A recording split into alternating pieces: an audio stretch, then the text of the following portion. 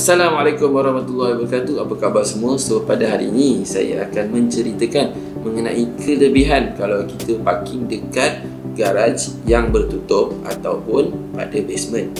Okey, jom kita saksikan.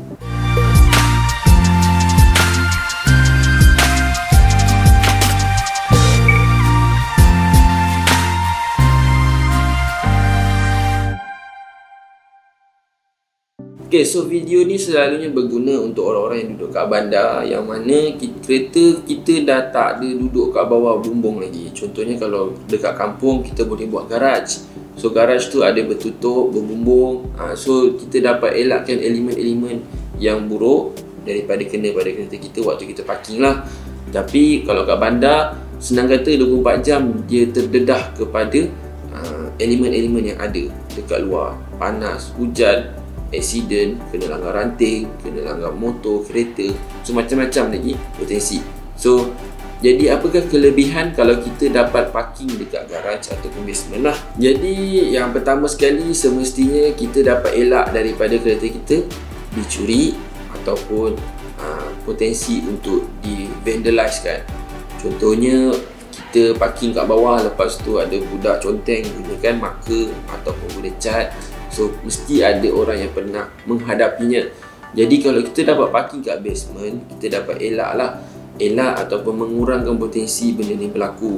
Sebab kalau dekat luar ada kanak-kanak bermain ataupun ada orang yang tidak bertanggungjawab, dia ambil marker kan, dia lukis kat kereta kita, dah kereta kita rosak ataupun dia curi tayar kereta kita. So dah rosak, dah hilang tayar, nak kena tukar tayar baru. Okey, yang kedua pula adalah kita dapat elak daripada kena elemen-elemen yang tidak kita suka. Contohnya adalah hujan, panas, ranting. So semua tu kita dapat elakkan kena dekat kereta kita dan elakkan ada calar-calar halus lah. So contohnya kalau kereta yang kita simpan dekat dalam garaj, semestinya akan lebih kurang calar berbanding yang parking kat luar. Okey, lagipun kita tak payahlah asyik nak kena polish kereta kita sebab ada calar-calar halus kan. So asyik nak kena polish dan hilangkan calar-calar tersebut. Jadi kalau untuk kereta yang parking kat luar tu, apa yang akan berlaku seterusnya adalah wax ataupun coating yang ada dekat bahagian luar cat kereta kita tu akan lebih cepat nipis sebab dia terdedah kepada elemen-elemen panas, hujan tadi tu kan. So dia punya coating tu akan jadi lebih nipis dan kita terpaksa ada lebih banyak maintenance yang perlu buat ataupun akan berlaku pengaratan kepada kereta kita. So kita tak nak ada karat. Body kereta kita tak nak ada karat sebab itu adalah weak point untuk body koyak.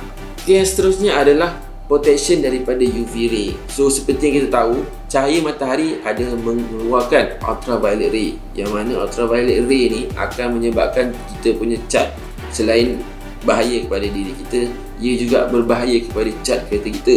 Sebabnya dia akan menyebabkan kita punya cat tu cepat pudar. So bila pudar, cat pun kusam, lepas tu dah tak cantik lah. Selain menyebabkan coating akan lebih cepat nipis. Okey, so seterusnya kalau kita parking dekat tempat yang berbumbung ataupun suhu yang sejuk lah, getah-getah pada kereta kita akan panjang umurnya.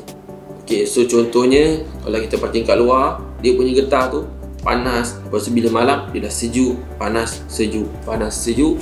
So bila dia dah panas, sejuk, dia akan menyebabkan cepat keras. So apabila keras, semestinya tak bagus untuk hayat getah tersebut. So kalau kita parking dekat garaj, ada bumbung, so dia punya getah tu akan lebih lambat rosak. So contohnya umur getah tu sepatutnya boleh tahan 3 tahun hingga 5 tahun. Tapi apabila kita parking kat luar, mungkin 2 tahun ataupun 3 tahun saja. Jadi apa yang akan berlaku apabila kita belok, contohnya ada bunyi ataupun ada bunyi-bunyi yang rattling ke, contohnya kat pintu ada bunyi tu mungkin disebabkan getah yang dah keras. Okey, selain itu juga kalau kita jenis yang jaga kereta, apabila kita parking kat dalam tempat yang tertutup, so wax yang kita buat tu akan tahan lebih lama. Tapi kalau kita parking kat luar, wax yang kita buat tu tak bertahan lama sangat. Mungkin kalau selalunya 6 bulan sekali, kalau kita pergi kat luar dah kena buat 2 bulan ataupun 3 bulan sekali. Akan mengincreasekanlah kita punya maintenance untuk kereta kita. Kalau boleh, parking dekat dalam garaj. Okay, selain tu dekat Malaysia ni, suhu panasnya adalah panas dan lembap. dia akan menyebabkan kereta kita punya dalaman, contohnya dekat kita punya dashboard, akan cepat rosak, warna akan cepat pudar. So contohnya kalau kita perasan, kalau kita letak something dekat atas dashboard tu selama setahun, kalau kita angkat, kita akan nampak warna sebenar dashboard tu sebenarnya dah bertukar daripada hitam dah jadi putih. Dekat keliling tu, kat situ hitam. Dia juga baik untuk kita punya dalaman. Selain itu juga ada kereta yang pakai kursi kulit. So kalau kursi kulit ni yang sebaiknya adalah parking kat tempat sejuk, sebabnya ia tak cepat rosak. Kalau kita parking kat tempat panas, so kulit memang cepat rosak kalau parking kat tempat panas. So seterusnya pula adalah kita punya enjin akan lebih panjang umurnya. Okay, kenapa macam tu? Sebabnya dia punya minyak tu tak adalah kejap panas kejap sejuk. So tak adalah jauh pun suhunya kan, mungkin antara 30 sehingga 20 darjah Celsius. Tetapi pada jangka masa panjang, dia punya umur minyak tu dia akan makin pendek. Untuk elakkan benda ni berlaku, so kalau kita parking kat dalam garaj, suhunya akan maintain je suhu sejuk je kan. So mungkin 24 darjah Celsius ataupun 22 darjah Celsius. Dia tak mungkin 27 darjah Celsius. So dia jadi macam tak sejuk. Apa, dia punya suhu tu maintain je. So baguslah untuk minyak kereta kita. Ok, so kalau kita parking kat garaj juga, kita akan mencepatkan kereta kita cepat sejuk. Contohnya kalau kita nak setting 22 darjah Celsius, daripada 27 darjah Celsius turun 22 adalah lebih cepat dan lebih bagus. So maksudnya kalau kita parking kat luar, suhu kereta kita boleh mencapai 65 darjah Celsius. Sebab saya pernah try dan saya letak dekat bawah panas dan suhunya memang boleh sampai ke tahap tu. Dan suhu tu memang sangat tak bagus untuk perkakas-perkakas yang ada kat dalam kereta kita. Selain tu, untuk poin yang ni, umur aircon tu juga akan lebih pendek. Sebabnya dia perlu sejukkan daripada tadi berapa? 65 darjah Celsius turun ke suhu yang kita nak 22 darjah Celsius contohnya kan. Jauh tu. So ada pula orang yang jenis tak suka buka tingkap. So dia biar je daripada 60 darjah Celsius tadi terus turun 20 darjah Celsius. So berapa lama kompresor mengambil masa nak sejukkan kabin kereta kita.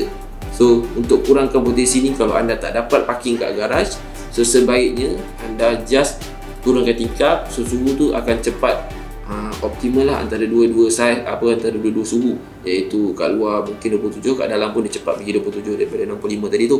Ataupun buka je pintu kejap, so biar suhu tu sama kejap, barulah masuk ke dalam kereta dan teruskan perjalanan. Ok, so itu saja untuk video kali ini.